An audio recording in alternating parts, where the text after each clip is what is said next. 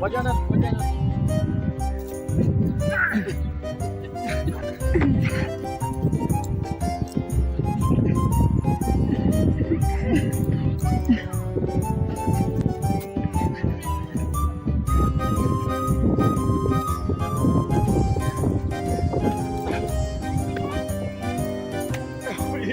Vurma.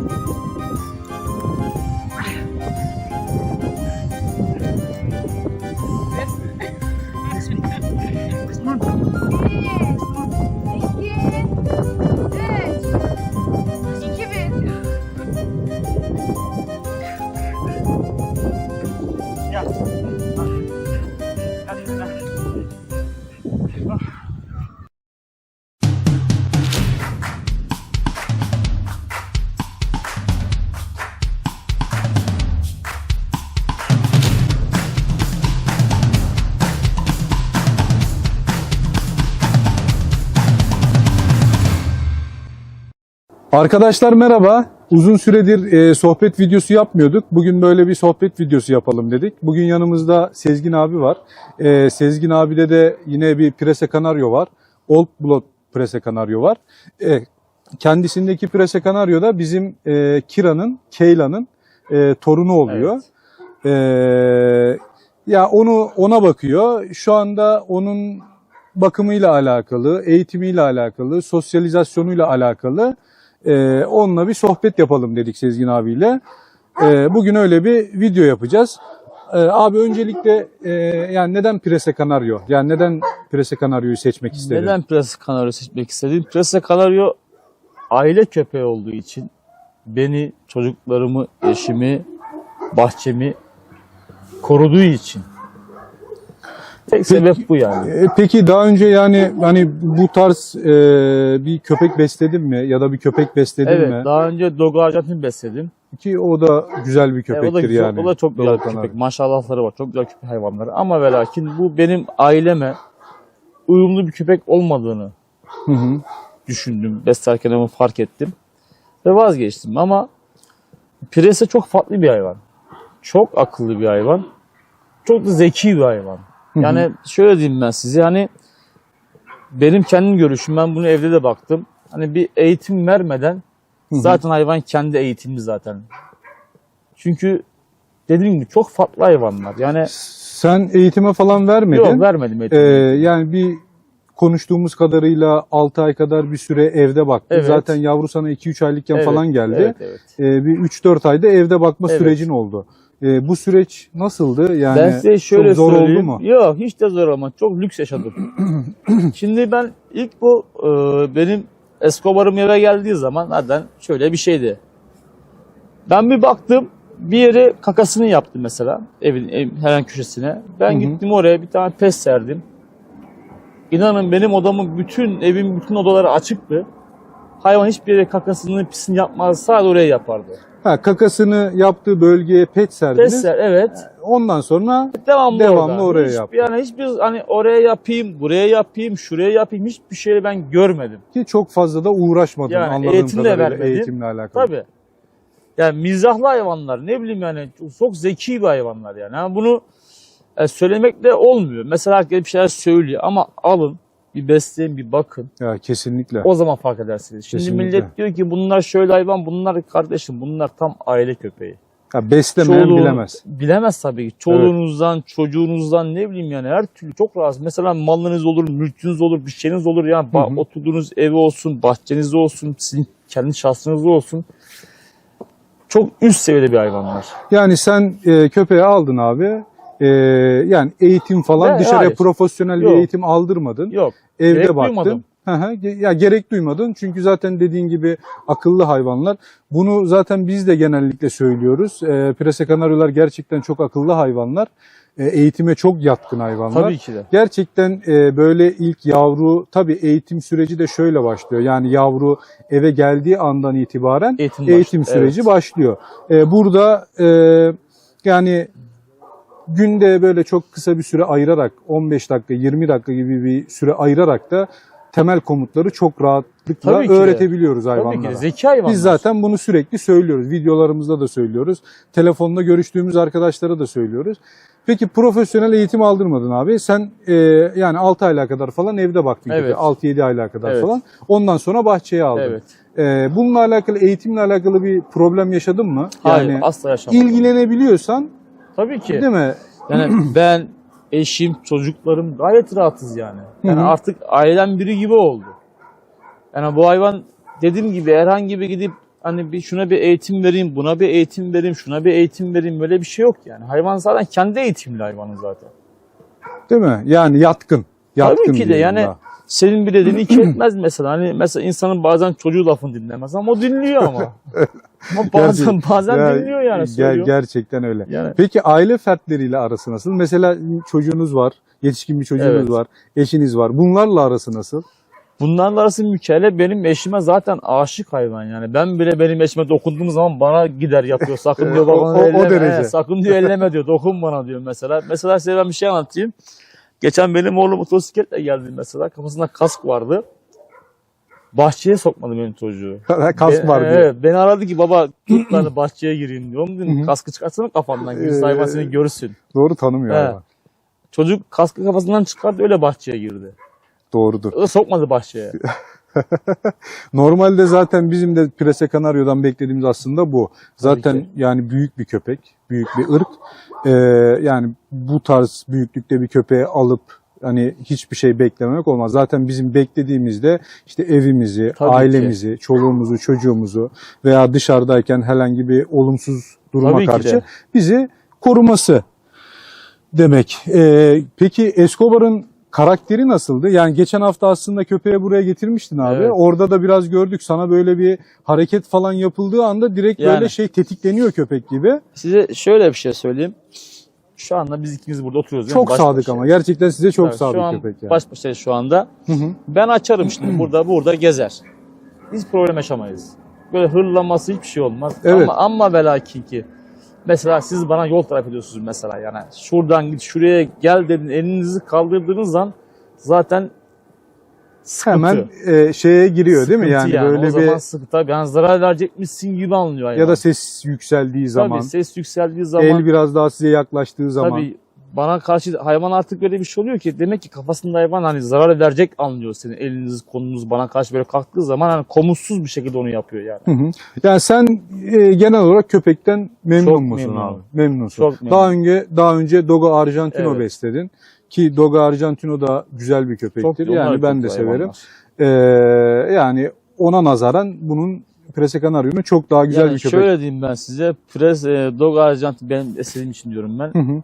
Tofaş'sa bu da Mercedes yani. Öyle o kadar fark Değil var. mi? O kadar fark var. Doğru diyorsun abi. Çıkıp gezdirme durumlarında yani köpeğin sosyalizasyonu nasıl abi? Yani genel olarak insanlarla, dışarıdaki hayvanlarla, çünkü insanlar bunu çok merak ediyorlar.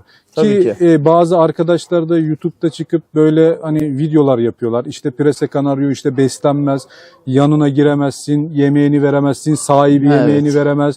İşte tasma takıp dışarı çıkıp gezdiremezsin gibi şeyler oluyor ki sen köpeğinle hani buraya geldin. Gelsin bana anlatsın bunu yani. Sen nasıl besliyorsun? Yani bunlar sonuçta ya dışarıda mesela gezdirdiğin zaman yani sonuçta köpeğe dışarı çıkıp gezdiriyorsun. Bildiğim kadarıyla ormanı, doğayı çok seviyorsun. Oralara çok gidiyorsun. Onun haricinde mesela ne bileyim mahalle aralarında işte parklara giderken veya yabancı insanlara karşı sokaktan geçen insanlara, kedilere, köpeklere karşı herhangi bir yani seni zorlayan bir durumu oluyor mu? Kardeşim bak şöyle anlatayım. Ben doğayı seven bir insanım. Ben mesela benim köpeğimle beraber ben sahile de gidiyorum. Kafeye de gidiyorum.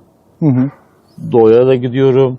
Ben çok rahatım. Benim köpeğim şimdiye kadar kimseye yani sebepsiz yere bir tepki vermedi. Mesela ben mekana git oturduğum zaman burada benimle beraber oturur. Garson çayını getirir, yemeğini getirir önüme, bir tepki vermez. Hani milletin dediği gibi bu beslenmez, bu adam yiyor, bu canavar, bu ejderha, bu öyle Biraz yapıyor, öyle bu böyle bahsediliyor yapıyor. gibi yani. Genel olarak öyle bir algı Hayvanları, var. evet, hayvanları öcü gibi anlatıyor. Bu da ne? Maalesef. Korkudan duyma. Çünkü gel kardeşim otur gel, hatta buraya gel gör. Ha, gerçekten Buradaki dediğiniz gibi öyle. hayvanları gel bir gör ya. Evet. Burada güzelliği bir gör. Yani ya da gel bir besle. Dümenden de olsa bir tane yavru al. Tabii. Bir bak bakalım hele bunlar ne yapıyor bu hayvan. Ama nasıl bir bunda hayvan? şimdi abi dümenden de olmuyor. Şimdi evlat Yani, oluyor bu. Tabii ki. Yani Ben o sonuçta ama Zilletler için he, söylüyorum. yani. anladım. Ya bir ön yargı var. Tabii ön yargı. O çok ön büyük. yargının kırılması lazım. Çok Yoksa büyük ön yargı yani var. bizim burada da sen de geldiğinde gördün Tabii abi. ki de. Balaban var. Yani agresif köpeklerimiz de var. Ama bu köpekler bile sonuçta sosyalizasyona uygun Tabii köpekler. ki de. Zeki Yani- hayvanlar. Evet. Ben diyorum arkadaşlar. Bakın ben besliyorum.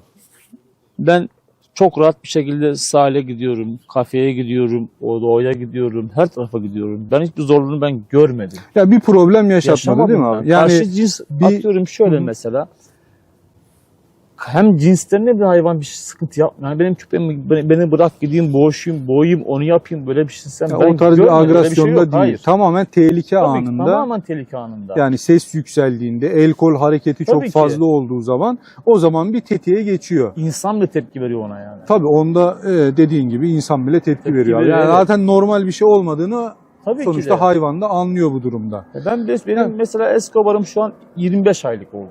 Hı hı. 2 yaşını geçti. Genç adam oldu yani. Ben Evet. şimdiye kadar bakın arkadaşlar ben biz olduğunu ben görmedim. Ben yaşamadım. Ben çok rahatım. Çoluğumdan, çocuğumdan, ailemden ben çok rahatım. Eğitim konusunda da bir problem yaşamadın eğitim, abi. Yani kendim zaten yani kendin eğitim yap, yani, evet kendiniz yaptınız. Yani biz de bunu sürekli anlatıyoruz. İşte beslemeyen bilemez diyoruz arkadaşlar. O yüzden merak edenler oluyorsa da biz zaten sürekli videolarımızda da söylüyoruz. Gelin görsünler. Buyurun çiftliğimizi gelin Aynen görün. öyle. Herkese açık. Köpeklerimiz burada, yavrularımız burada. Herkes gelsin görsün. Tabii ki. Köpeklere baksınlar. Ha, yani. bir de şöyle bir de bunların bilinçsiz daha var. Showline'lar var. Ha, Onlarla evet. bunları sakın kıyaslamayın arkadaşlar. Benim kendi şahsi fikrim showline dediğiniz preseler yani fino köpeklerinden bir farkı yok. Benim görüşüm yani. Yani maalesef öyle. Abi burada da çok fazla gömmeyelim. Biz şimdi Yani, zaten benim kendi görüşüm. eski videolarımızda da showline ile workline arasındaki farkı çok fazla anlatmaya çalıştık. Artık insanlar zaten anlamıştır diye umuyorum. Çünkü zaten ben eve bir köpek alıyorsam 50-60 kiloluk. Yani bu köpek benim tabii ki canımı, malımı, Tabii ki evimi, de. çoluğumu, çocuğumu koruyacak. Ya da dışarı çıktığımda bir olumsuz bir durumla karşılaştığımda ya da bir doğaya gittiğimde ormana falan Kaçmayacak. gezintiye gittiğimde karşıma işte köpek Evet. sürüleri falan çıktığı Domuz zaman çıkar, hepsi çıkar ya. kesinlikle yani beni koruyacak bir köpek isterim. Tabii ki de. Yani kimse şov olsun diye, gösteriş olsun diye bu köpeğe bilmiyorum. Besleyenler Zaten oluyor biz ona tabii ki. karşıyız öyle. O zaten bize gelmez. Evet, ya zaten Tabii, o bize zaten yani gelmez o genelde bize. Yani beslenmiyor. insanlar neden hayvan besler? Benim şahsi fikrim. Dediğim gibi başta ya benim malımı korusun. Çoluğunu, çocuğunu korusun. Ailemi korusun. Olumsuz bir yerde, olumsuz olduğu yani insanız ya, biz yaşıyoruz. Kesinlikle öyle. Yoksa kim ister? Şimdi sen kapıda işte bir tane köpeğin var. 50-60 kiloluk bir köpek. Yani kapıda işte yabancı bir insan geliyor. Kapıdan köpeği Evet. seviyor, gidiyor. Tepki vermezse Bunu- o da Abi, gel geç. Kim ister? Sen öyle bir köpeğe bakmak Kimse ister misin? istemez. Ben niye bakayım hayvana? İstemez. Bana Ben de faydası yok istemem. ki. Ha, bana faydası yok, sana faydası yok, kimseye faydası yok. Kendine de faydası yok. Doğru. Peki abi beslenmeyle alakalı ne öneriyorsun? Yani sen sonuçta köpeği yavruluktan itibaren aldın, evde bir süre baktın. Daha sonra yetişkin halinde de şu anda bahçende geziyor Evet. köpek. Korumasını yapıyor. Yabancılara karşı Tabii ki. korumasını Mükemmel. yapıyor. Zaten bizim de beklediğimiz bu köpeklerden bu. Peki beslenme olayı nasıl abi? Yani beslenmeyi yavrulukta nasıl yaptın? Daha sonra yetişkinlik Şöyle diyeyim döneminde ben, şu anda nasıl yapıyorsun? Şöyle diyeyim ben Yapıyorsun. size. Yani beslenmede hiçbir problem yaşamıyorum. Benim köpeğim makarna da yiyor, pirinç pilavı da yiyor. Ben marka kullanıyorum. Köpek maması. Hı hı. Devamlı Evet. onu kullanırım ben. Ondan şaşmam. Mamasını Güzel bir da, mama. Mamasını da yiyor. Hı hı. Yani Zaten beslenmede, Prese Canario'da lafını böldüm ama Prese Canario zaten çok iştahlı bir hayvan olduğu için şöyle diyeyim, evde artık yemek kalmıyor yani. Yani köpeğe yemek Evet. attığım öyle problem yaşamıyorsunuz yani. İsraf Evet. olmuyor.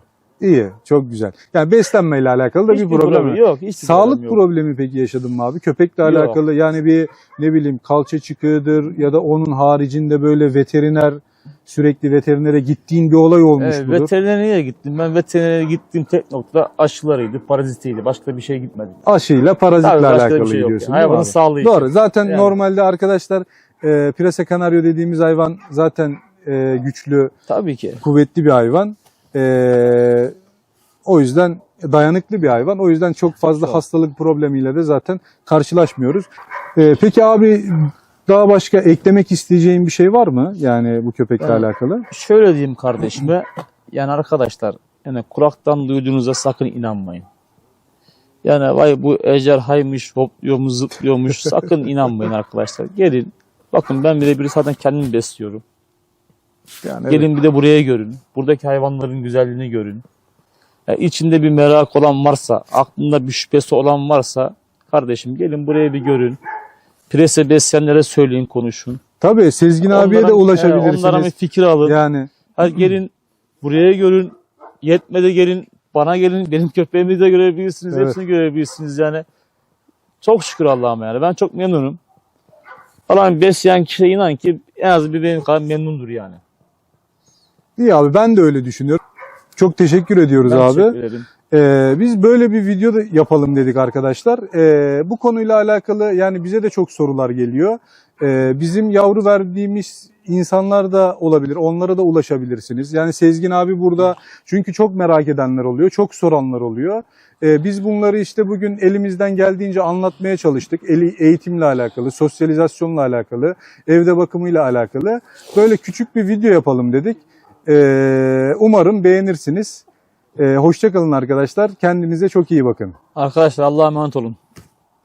Görüşmek üzere.